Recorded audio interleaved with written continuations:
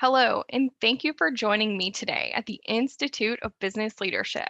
My name is Liz Buttner, and I'm excited to welcome you to this session on work-life balance. By now, we're all well aware that 2020 has been quite an eventful year. Many of us have had to pivot, experiment, and get extremely creative when it comes to our professional lives. According to a global survey conducted by Gartner, 88% of business organizations all over the world mandated or encouraged all of their employees to work from home due to the pandemic. And universities are working through their own challenges, as I'm sure most, if not all of you, have been impacted by that in some capacity. And with predictions that we won't be returning to normalcy until the end of 2021 or even early in 2022, that means we'll get to continue pivoting, experimenting, and getting really creative with how we get our work and school done. In this session, I'll share 6 simple tips to help you improve your work life balance as we navigate this new normal. And then we'll break out into groups for discussion and networking. So, before we dive into the tips, I thought it might be helpful to share a little bit of my background with you all and why I'm so excited to be speaking with you today. So, here you can see my personal setup at home. But in 2016, I became a full time remote employee with travel to our organization's headquarters about once every 6 to 8 weeks. And when I first started on my remote journey, I was the sole remote employee for the organization, and I had to navigate my new normal. Now, fast forward to February of 2020, and I transitioned to working for an organization that has a completely and permanently remote staff. And my partner also works from home, and we share this room as our office. So, why does this matter to you? Why do you care about my story? Because even though I chose to work remotely, I still had to learn what worked best for me. I've gone through 2 desk chairs, 3 desks, countless planners and project management tools, various work and travel schedules, and I would now say that I'm settled, even though every day is still a work in progress. There's a good chance that those of you here today have had to adjust to some version of remote life. And if you adjusted with no challenges, that's really amazing. I'm so happy for you. But if you did experience challenges adjusting, that's also amazing. And I'm also excited for you because you're learning a lot about yourself and likely those you have to share a space with. And you're learning what works best for you. So don't worry if you didn't pick it up overnight. Neither did I, and nor did many others across the globe. So why do we have to have this conversation? Why do we need it? Maybe thriving just isn't in the cards for us right now. So we're focusing on surviving. Or maybe you're a student and you're trying to be engaged in your online classes and your extracurricular activities like AKSI, and you're also trying to maintain a job while also trying to nurture your friendships. And that just leaves enough time to sleep and eat as long as you try to do it at the same time. The why here is because work life balance is more than just a buzzword. Whether it's called work life balance or work life integration or work life effectiveness, whatever you choose to use to describe this concept, the end goal of all of this is so that you can be a productive employee, a happy employee, while also having a personal life and that you can feel good about it all, that you feel some semblance of balance, like you get to have your work and you get to have your life.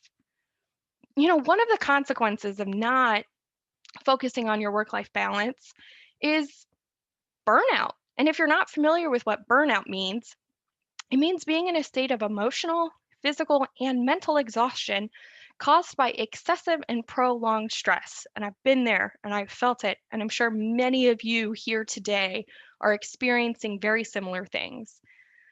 And a recent study found that 73% of working professionals are burnt out, with the top reason for burnout being no separation between work and life. And the pandemic has only exacerbated that lack of separation. And unfortunately, this burnout probably bleeds into our personal lives. It impacts our relationships, our hobbies, our health, and how good we're feeling about everything that's going on.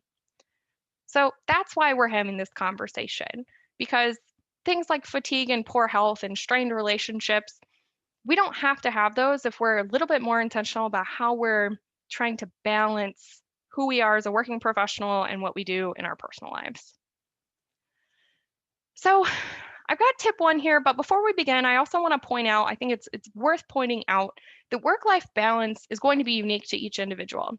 So what it looks like to me as a remote nonprofit employee looks a lot different to my partner because he's an entrepreneur and when he stops working, he stops making money. So what work-life balance looks like between you, me, everyone else who is on this call, everyone who will watch later, it's all unique. So as we go through these tips, think about how they can apply to your situation, even if that means we have to make a few tweaks so it works for you. So, entrepreneur, stay-at-home parent, remote worker, corporate employee, we can make tweaks and we can make these things work for you.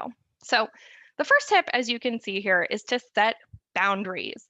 And I recommend setting boundaries in both professional and personal settings because they're essentially your ground rules. And in this case, your ground rules for working remotely. Setting boundaries can look like many things.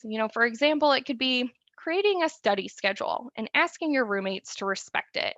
It can mean not responding to emails before or after official work hours. It can also mean something like limiting the amount of social media you consume during work or study hours. And once you've figured out what your boundaries are, I encourage you to communicate them clearly with your team and your housemates. Whether that's posting your schedule on the door or sharing a digital calendar with your roommates. Let others know what is and is not okay for you with your boundaries. That could also be having a conversation with your boss about not checking email after work hours. Maybe if you're okay with it, you only work on independent projects after work hours if you have the time and capacity. But what's important here is that you protect your time. If that's me time or time blocked off for getting into the tasks that you need to get done, you've really got to protect your time. And finally, as you see here, remember that it's okay. It's actually beyond okay to say no, and take that from someone who has a very difficult time saying no to any and everything. So if you have to say no to working past a certain hour, you can't stay late for a meeting because you have personal obligations. I know that's going to vary from person to person and situation to situation. Um, but stick to your boundaries.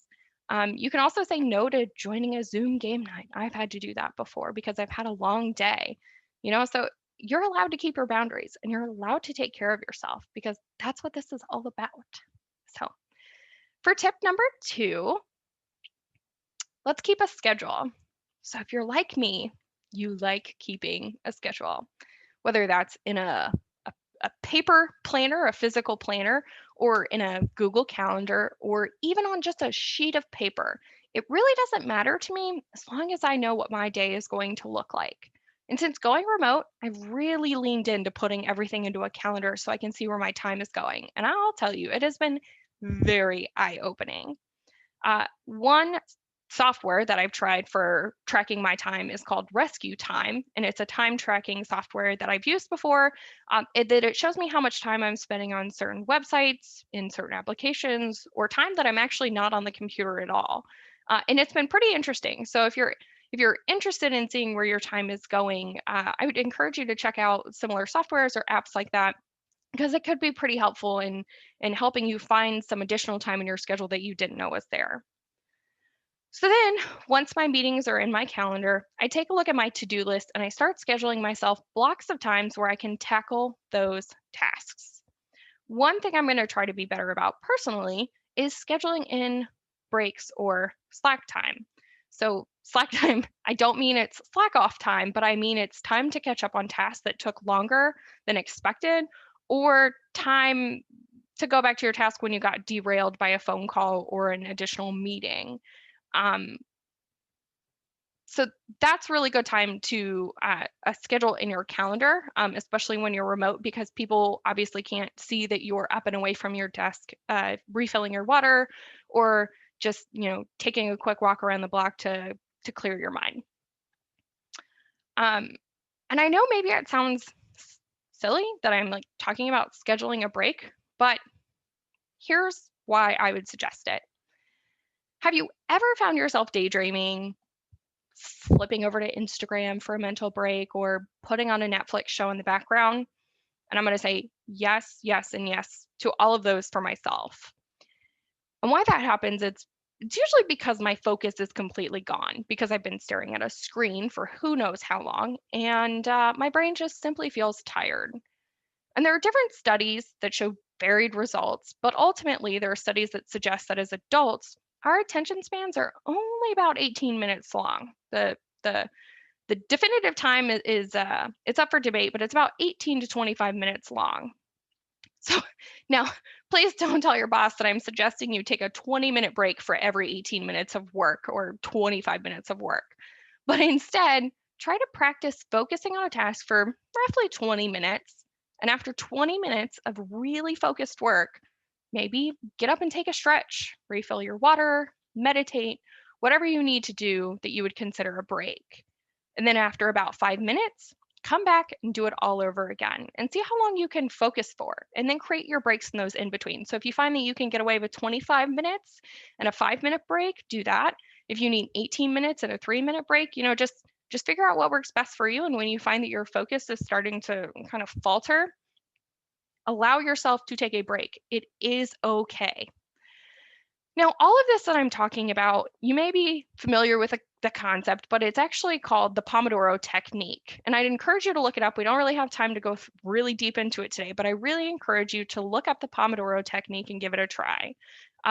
There's also an app called Focus Keeper and apps that are very similar to that use this technique to help you be productive while also giving yourself short breaks to reset. So definitely also worth considering.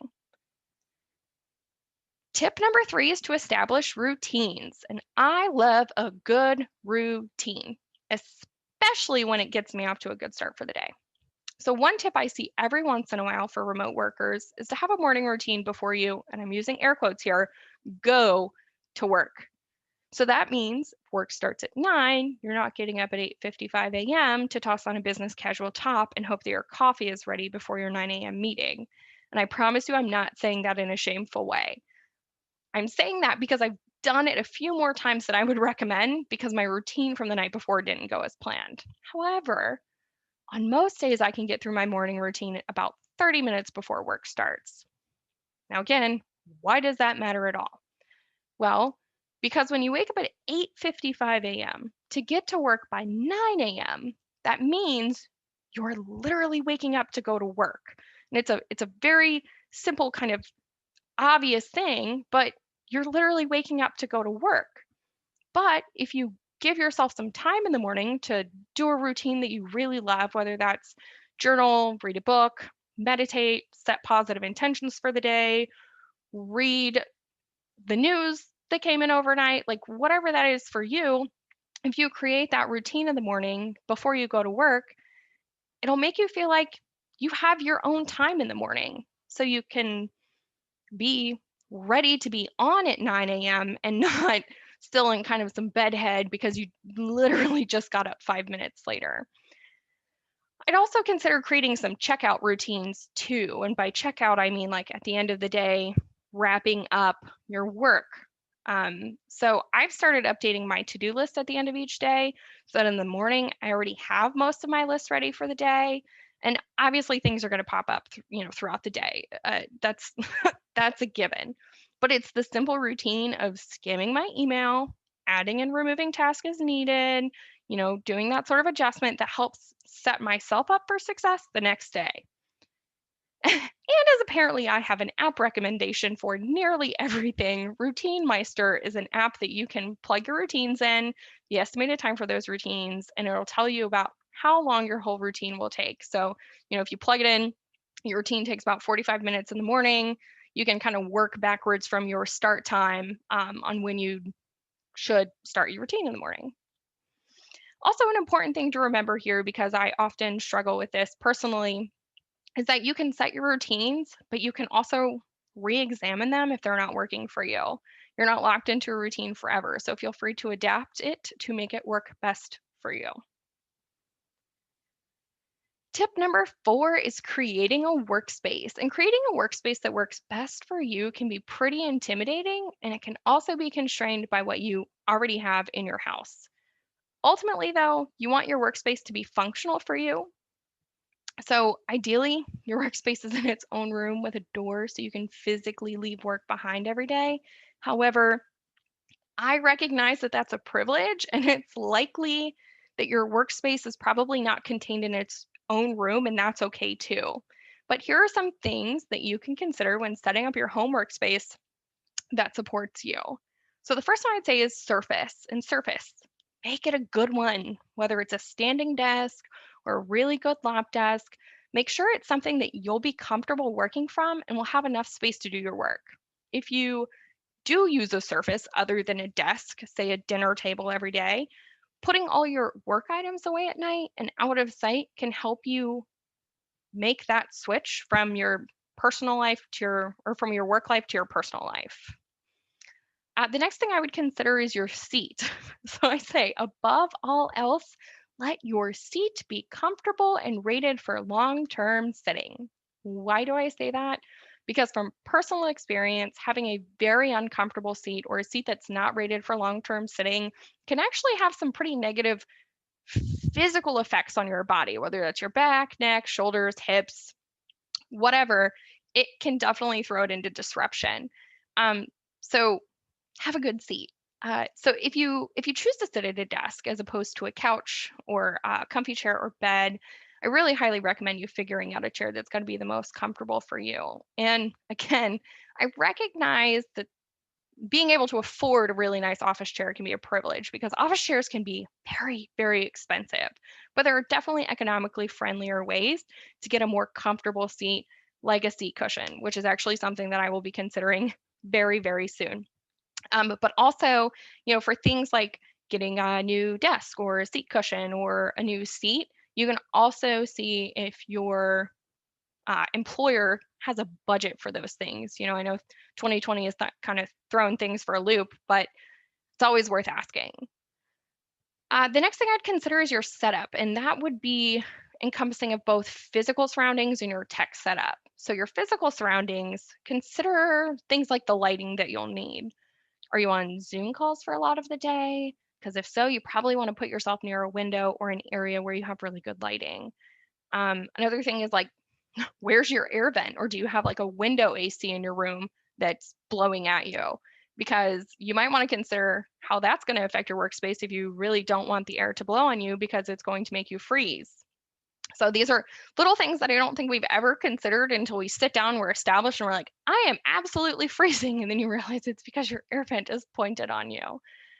And then from the technology standpoint, I would make sure you have things like an outlet or a power strip for charging your devices. So if you have a second screen, your laptop and your phone and maybe a work phone, you just want to make sure that you have everything that you need to be able to charge them so that they don't, stop working on you in the middle of a meeting or in the middle of an important project. Um, yeah, and then your sound. So so for sound, I would think about this from both a where I'm working standpoint and a who needs to hear my music or conversation standpoint. So if you're looking at the where I'm working standpoint, think about the noises around you. It's not something I ever considered, but it was like a a rude awakening the first time that my dogs went nuts during a phone call. Or a fire truck went down my street because we have a fire station, just down the road from us. So consider those things. Do you have a roommate that practices their instrument daily, or is your partner also working from home and you have to hear their meetings too? So consider how those factors might impact where you choose to set up your office. Um, and then on the other hand, think about who really needs to hear your meetings. If it's just you and your workspace, it's likely fine to go without something like headphones. But if it's multiple people together, like you and your roommates, you and a partner, you and a family member, you might hear better and face fewer distractions if you invest in a pair of headphones. And it doesn't even have to be a really good pair of headphones, but just something that's very simple and that allows you to kind of keep your work personal to yourself. And then one last thing I want to add is kind of a fun bonus tip that I recently heard from someone who recently was thrust into remote work life, was that because we're working from home, it may or may not mean that we may or may not be wearing more comfortable clothes than our traditional business casual or business professional setup. And that's okay. I fully admit I do that. It's fine. But the tip I recently heard was to keep a neutral jacket, cardigan, or coat near your workspace. So, in case you get a surprise call from your supervisor, you can look a little bit more refined. And this has actually been very helpful to me because I usually have a decent top on during the day. But when my boss calls and I want to look a little more refined because I know I'm going to be speaking to maybe a board member, it's easy for me to just toss that cardigan on and it's just like a little bit of garnish on the rest of my outfit. So it looks like I tried.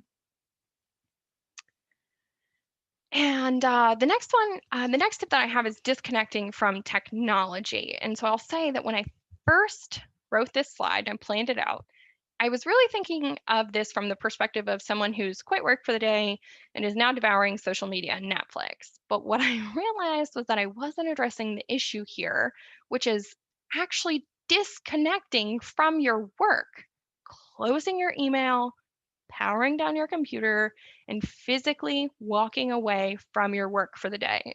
And I should also say mentally walking away from your work for the day. And that lack of ability to disconnect, remember, is that number one reason why people saying they're feeling burnt out since the start of the pandemic. And it is tough. I get it, especially when you're already into something, you don't have plans for the evening, and there's nothing and no one stopping you.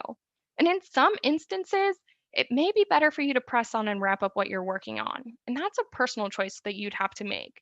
But I would argue in most instances, though, the work can wait and it should wait because you have a life to live. If you find it challenging to disconnect from work, consider leaning on your routines, hobbies, and personal responsibilities to force that daily disconnect. My disconnect is usually either going for a walk or making dinner.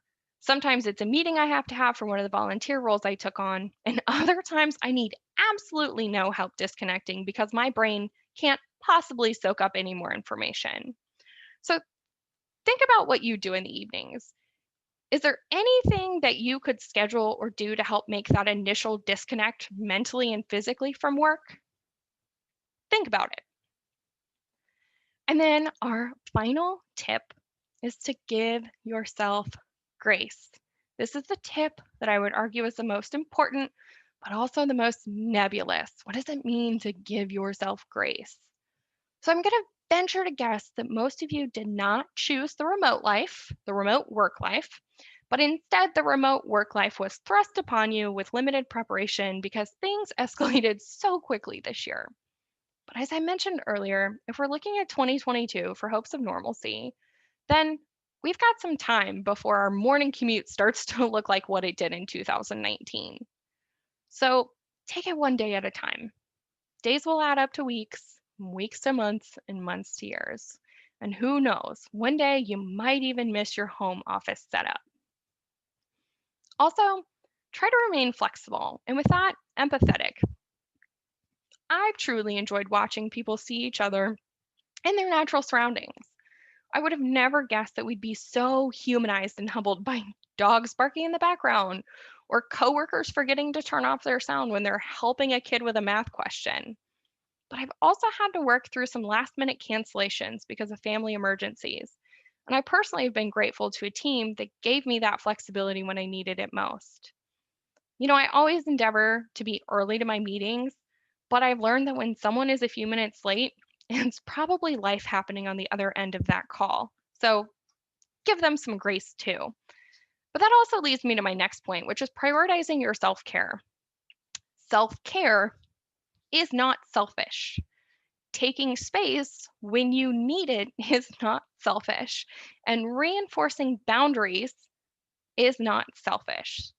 Whether you're a university student, a corporate worker, a stay at home parent, an entrepreneur, and so on and so forth, your self care is important and it is a priority. Because if you are not well, it will impact your personal and professional life. So don't be afraid to use your PTO. Don't be afraid to take a mental health day. don't be afraid to ask for help.